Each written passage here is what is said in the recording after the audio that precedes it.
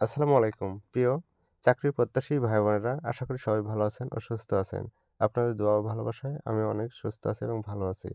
আপনারা যারা শিক্ষক নিবন্ধন চাকরির প্রস্তুতি নিচ্ছেন তাদের জন্য বিরাট সুখবর দিল বেসরকারি শিক্ষক নিবন্ধন প্রত্যয়ন কর্তৃপক্ষ এনটিআরসিএ। এনটিআরসিএ ১৯তম বেসরকারি শিক্ষক নিবন্ধন সার্কুলার ২০২৫ প্রকাশিত।